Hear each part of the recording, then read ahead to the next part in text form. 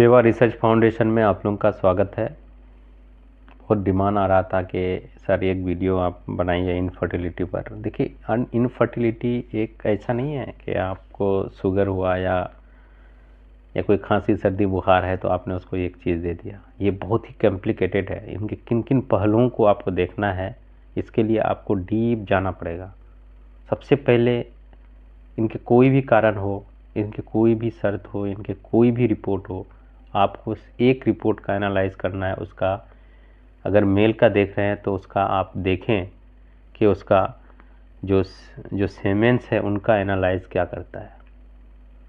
Analyse in the sense उसमें क्या जो स्पर्म काउंट है वो ठीक है, वो लो है, वो मीडियम है, उसका मोटिलिटी है, 2 घंटे में कितना मरता है वो, ठीक है, या फिर उसको टोटली ही बंद नहीं, वो टोटल ही पैदा नहीं हो रहा है।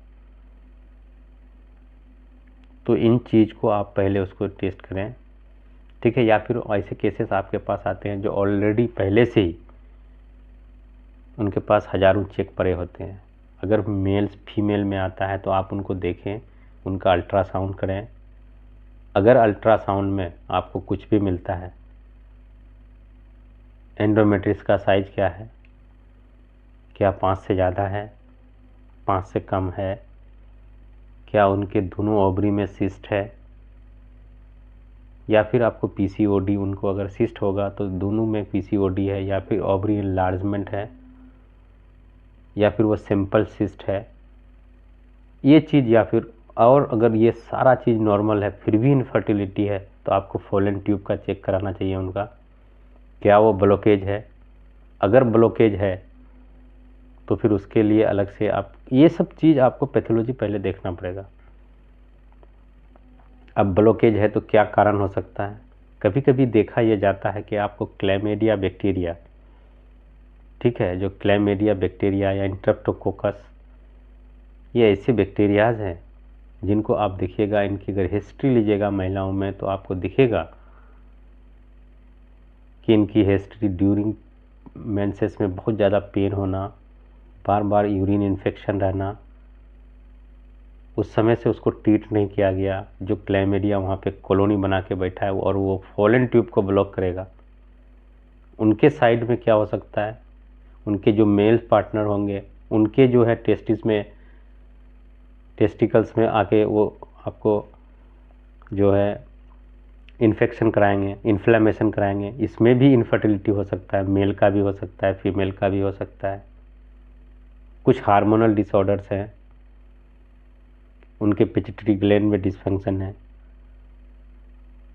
तो मेडिसिन एक कारण नहीं हो सकती है।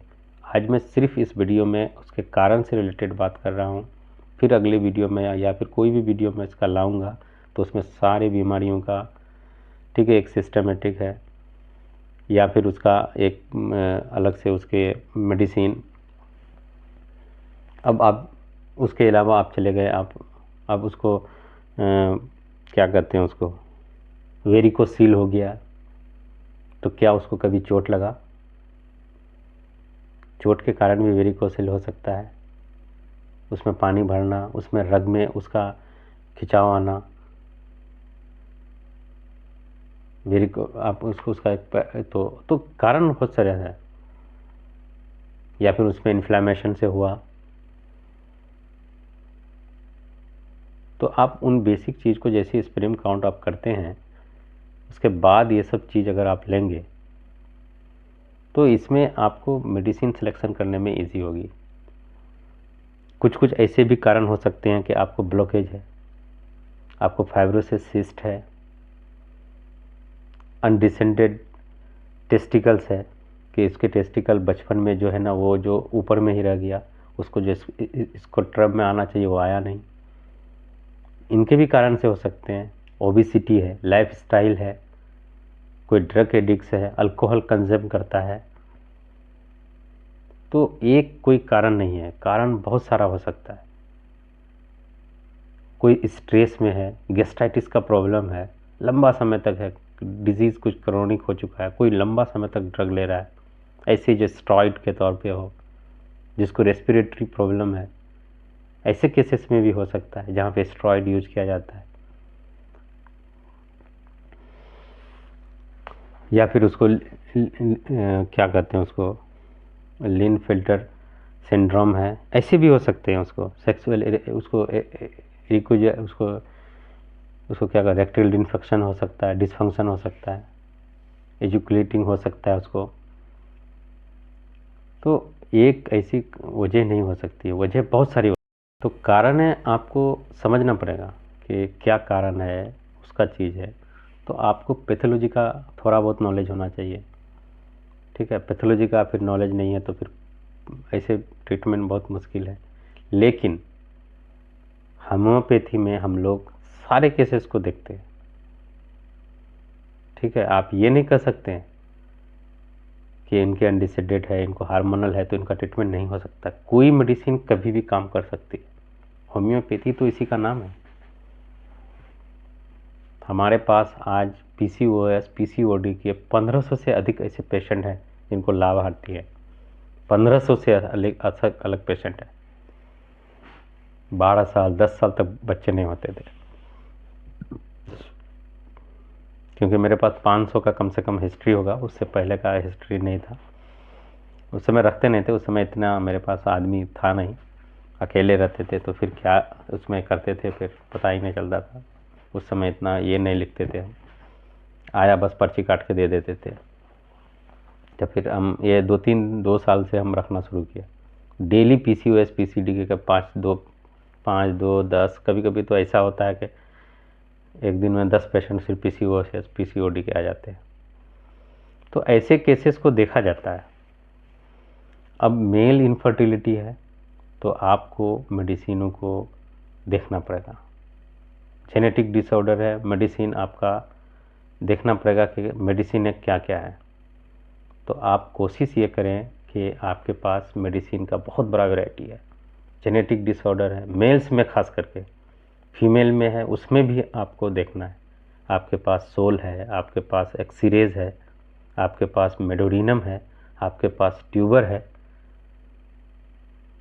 तो ये सब केसेस आपको, बेसिलिनम है, ये सब मेडिसिन आपको देखना पड़ेगा। ये नोसोड बहुत काम की मेडिसिन है।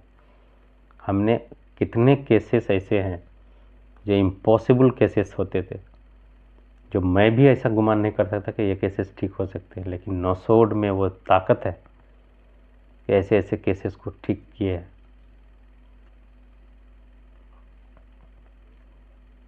उसके बाद आपको एड्रेस करना है।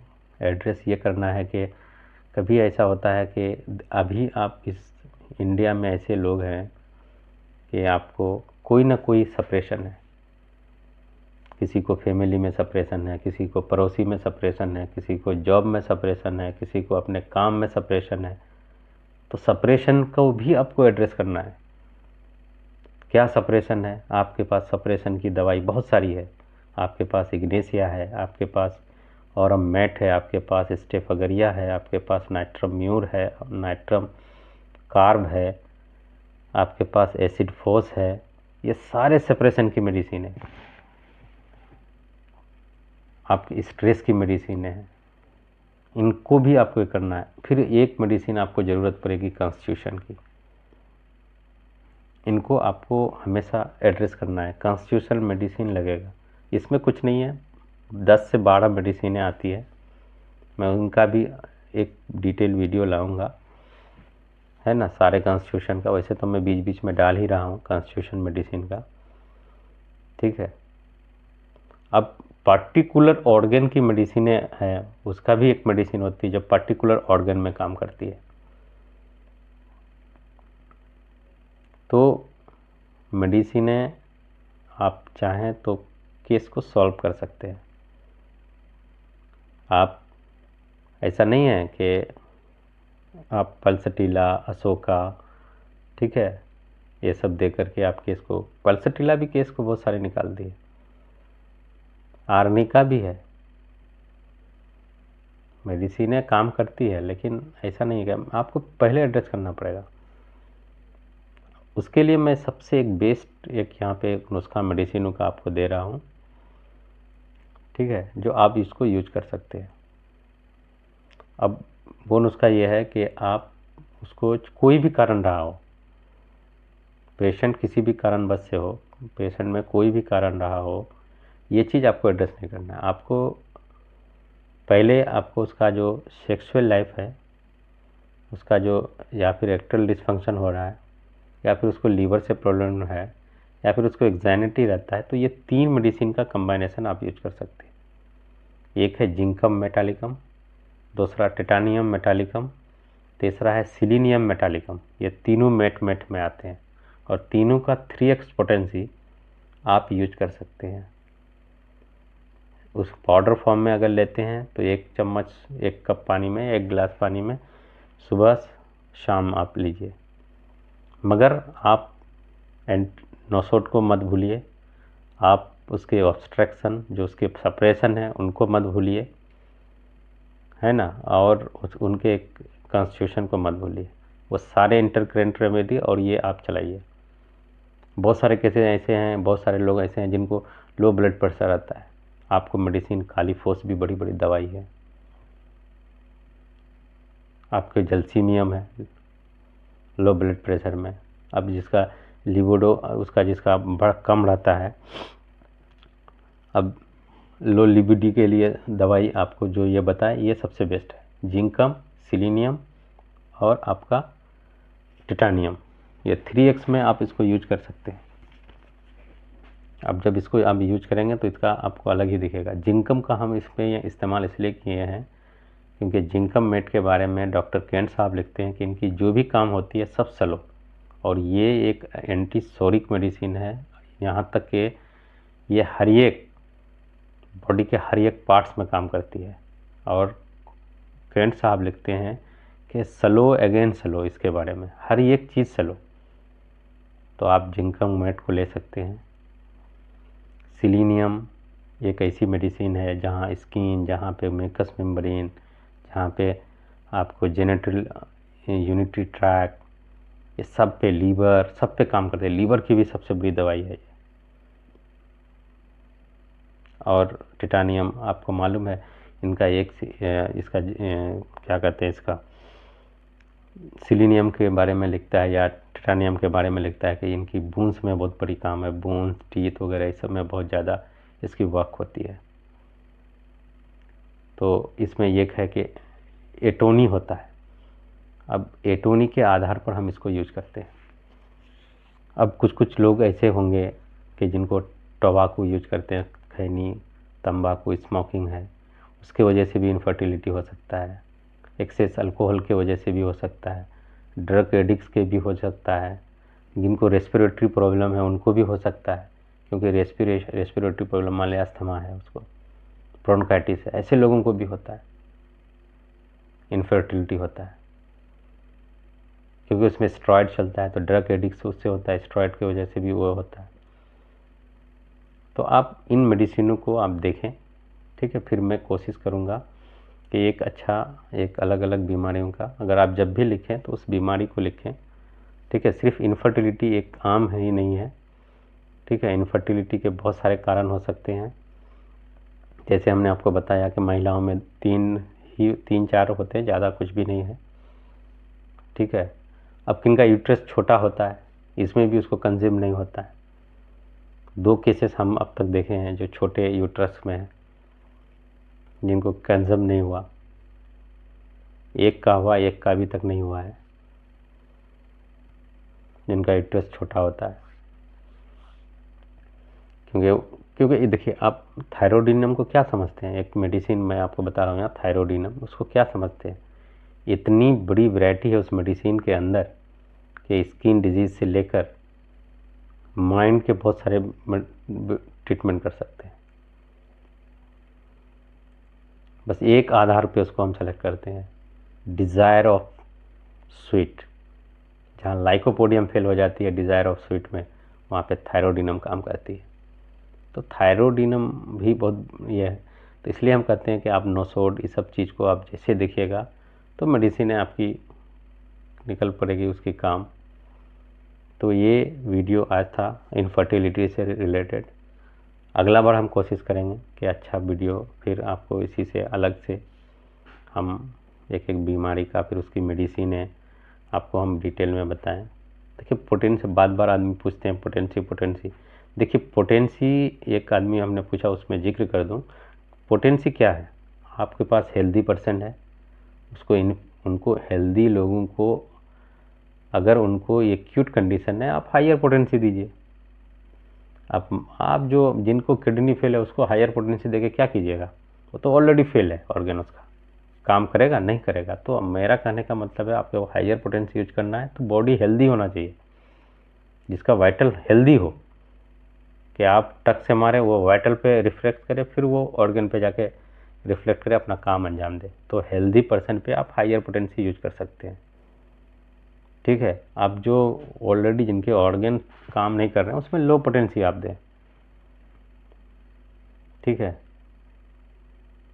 लेकिन कुछ कुछ केसेस है जहाँ पे आपको हायर पोटेंसी देना पड़ेगा, जैसे पैरालिसिस के केसेस में लो पोटेंसी आपको काम नहीं करेगा, हायर पोटेंसी दीजिएगा तुरंत काम करेगा। बाकी कुछ कुछ पेश ऐसे हैं कि बाकी आप लो पोटेंसी ही दें। अरे हमने तो ऐसे ऐसे लोगों को देखा है भाई, अब कोई कहता है कि 10 पोटेंसी बहुत बड़ा हो जाता है। अरे यूरिक एसिड के केसेस हैं, आप जब तक हाई पोटेंसी नहीं दीजिएगा उसका यूरिक एसिड आप निकाल सकते हैं? कभी नहीं निकाल सकते हैं।